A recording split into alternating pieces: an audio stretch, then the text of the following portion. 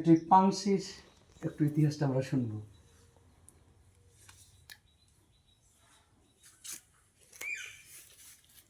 এই পানসিটা তো গুরুচাঁদ ঠাকুর ভক্তদের বলে তোরা পানসি নিয়ে আসবি সামনের পুজোয়। এই সবাই মিলে পানসি করে নেয় গুরুচাঁদের নির্দেশ অনুসারে।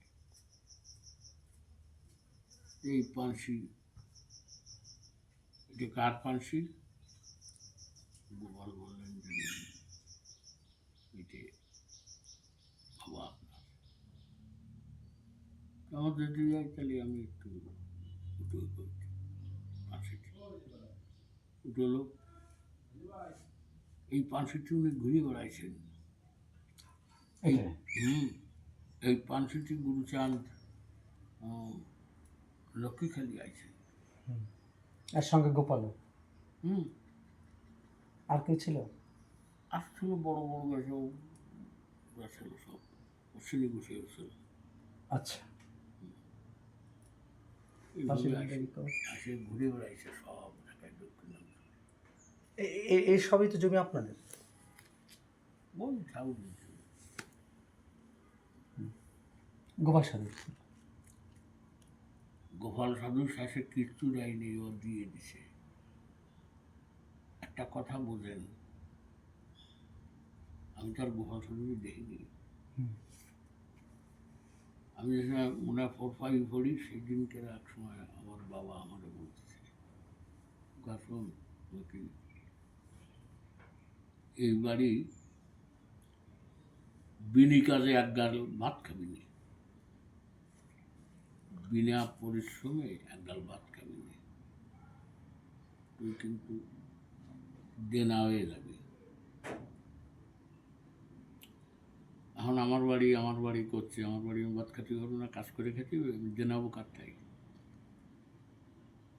ভুয়াল কি জিনিসটা বুঝাই দিচ্ছি আমার, তোর না খালি দেনা হবে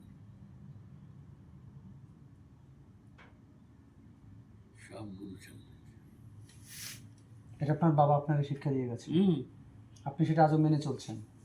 মানে না চলে যাবো কোয়ানে। আর এই নৌকা এখন এই পানসির,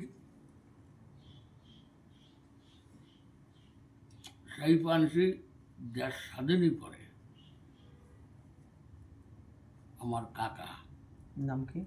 দেপাল সাধু, দেপাল ঠাকুর। উনি তো এই টোটাল সম্পত্তির 8 আনা উনি পাবেন, 8 আনা বাবা। তার 8 আনা ধরে বিক্রি করে দিয়ে গেছিল মুসলমানদের কাছে। এই বিল্ডিংয়ে আমরা একসঙ্গে 6 মাসের মতো কাটাইছি। তার পরে মেলা আন্দোলন ফান্দোলন হলো, ওদের টাকা পয়সা দিয়ে দলিল করে নেওয়া হয়েছে। আবার এই পানসিটাও বিক্রি করে দিল রাধা পাগলের ছেলের কাছে,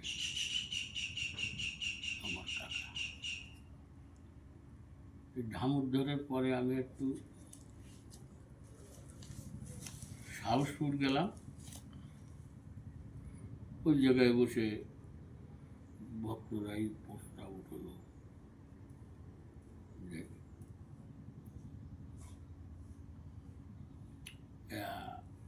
আমরা একটু পানসি দেবে আনতে পারিনি, ফিরে গিয়ে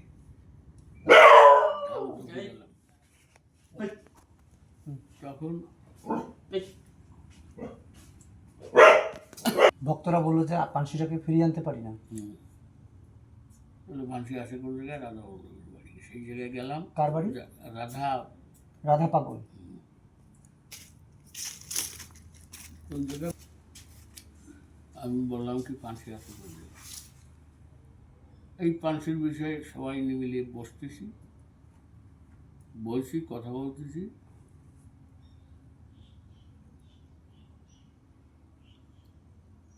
এর ভিতরে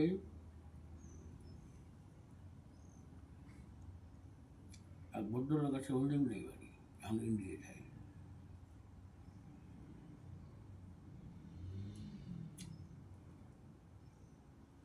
পানসির কথা উঠছে না গেলি আমি করতে কি মামা পানসি দিয়ে পামা নেই, যদি আমরা চেষ্টা করি। তখন ওর ভিতর দিয়ে কয়জন কলজন পানসির চেষ্টা তো বহু করে গেছে, কিন্তু পানসি দিয়ে ফেরত দেবে কমরটা 1,00,000 টাকা আমরা ঠিক করলাম, কিন্তু কমরটা দেবে না। কমট কি? বাথরুমের জন্য এই পানসিটি, এই পানসি ছিল 42 হাত লম্বা। আচ্ছা, একটু সেই কাঠে 3 বার ভাঙার পরে এই ভেঙে ভেঙে বানাইছে একটু ও আচ্ছা, এটা অনেক বড় ছিল আরো, ওটা আসলে কমায়। নমুনা কমাইছে তো তারা ভাঙিয়েছে বানাইছে, ভাঙিয়েছে বানাইছে। আচ্ছা আচ্ছা। তারই পরে গাছ পড়ে ভাঙে যায়, সে দুর্গা দিয়ে বানানো। এবার সেই কাঠ থেকে আপনারা আবার পরে থেকে না, এও লখনটায় বসে বানাইছে সেটা, ওই জায়গায় থাকতো ওই ফান্সি শেষকালে, ওখান থেকে কিনে আনা হয়। কত টাকা? সে খেয়াল নেই। কোথা থেকে আনছেন ওটা? লখনদা ধরে লক্ষণদা কোন জেলা বলতে পারবেন? মাদারীপুর নাকি। আচ্ছা আচ্ছা। এখন আপনার কাকা কোথায় থাকে? কাকারা? কাকা ইন্ডিয়ায় থাকে, কাকা মারা গেছে। বা কাকিমা এখন আছেন বেঁচে? কাকা তো 4 বিয়ে, 4 নম্বর স্ত্রী আছে ভাই। দেখেছি, সেদিন আমি দেখেছি। ওই জায়গাতে প্রস্তুতি নেওয়া হয়। তা এটা এসছে আপনার বাবার নেতৃত্বে না আপনার নেতৃত্বে? না, বাবা তখন বাসে ছিলেন।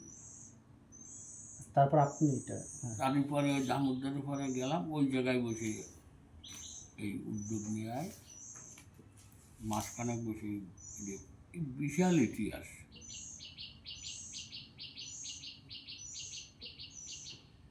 বাড়ি আসা হয়, কমরটা বাজাইলাম, সমস্যা কমরটা তো দেবে না, অনেক হাত পা ধরে ধরে কান্নাকাটি করে দেবে। এর আরও বহুত ইতিহাস আছে। যে নৌকোবা তো সে ওই বলল, আমি তো 20 বছরের মতো নৌকো বাইরে বেড়াইছি, পারিশ্রমিক নেই। এই নৌকাটা মানে ওই গোসাই। আচ্ছা আচ্ছা। এই দিয়ে আমারে এর কমরটা দেবেন, আমি যতদিন মারা যাবো যে সেদিন সে পরের দিন আসবেন, আমি জীবিত অবস্থায় আর দেবো না। দেব না। তখন সেইভাবে নিয়ে যায়, কমর নিয়ে কিন্তু দোতলা বিল্ডিংয়ের পরে বাথরুমে বসাবে, সব রেডি, কিন্তু ওই বুড়ো মরে না, আর ওই কমরও আনতে পারে না। তখন গেলি পরে সে যখন বললো যে কমরটা দিয়ে দাও, এটা যাচ্ছে জানি পানসি দিয়ে দিছে। তো ওই জায়গায় আবার আমার যাতে নিষেধ করলো, তাকে বাড়ি যেতেও নিষেধ করলো, বলার জন্য অমুক বাড়িতে বাজারে থাকবেন, বাজারে এসে দিয়ে দেবে। তখন এই লোক কমর মাথায় নিয়ে করে ওই বাজারে আসলো। বাজারে আসার পর যে আনতে গেছে তার কাছে দিয়ে গোড়লো আর কানলো। গুলো বাজারে কানলো আর গোড়তে থাকে। আচ্ছা আচ্ছা আচ্ছা। এই কমরটার মূল্য ও বুঝলো। হ্যাঁ।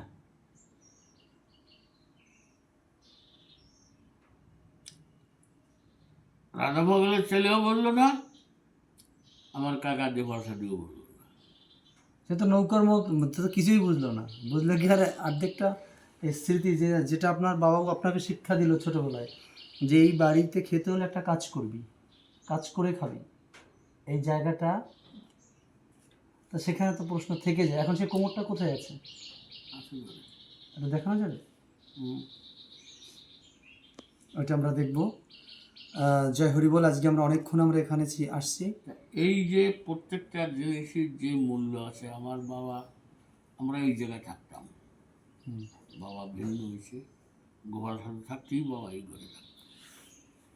বাবার চলে যাওয়ার আগে এই মন্দিরটা করে গেছে। আর মেইন মন্দির ওইটা, ওটা হচ্ছে হরি মন্দির। হরি মন্দির ওইটা হচ্ছে গোপাল সাধুর হাতে। হুম। হ্যাঁ। আর এটি হচ্ছে আমার বাবা ভক্তদের নিয়ে করেছে গোপালের মন্দির। গোপাল মন্দির। গোপাল কিরম ভক্ত একটা জিনিস দেখেন, কোনো ভক্ত থাকাকালীন সেই জায়গায় মন্দির হয়েছে তার মন্দির। 16 বাটে যে দেখেন ওরই মন্দির তো এখন একটু আছে, সব তারকের মন্দির, অশ্বিনী মন্দির, গোলকের মন্দির, মহানন্দর মন্দির, হরি মন্দির 25 বছর 30 বছর আগে কমে গেছে না। কিন্তু শ্রীধামে হরি মন্দির ছাড়া আর কোনো মন্দির ছিল না। তো এই জায়গাটা তো গোপালসাধুর যে খাটটায় ছোট, সেই জায়গায় গোপালসাধু উঠে যাওয়ার পরে সেই খাটে বাবা মা পুজো যেন গোপাল আসে। একটু কাঠ ভেঙে পড়ে, তো ওই বাবা ফিরল যে আস্তে আস্তে বড় বলে লাগাচ্ছে। আমি বাবার কিছু, বাবা তুই যখন ভালো খাট বানায় ভেঙে ভেঙে লাগাচ্ছে, এর একটু কাঠ আমি কোন জায়গায় পাবো, একটু কাঠ আমি কোন জায়গায় পাবো।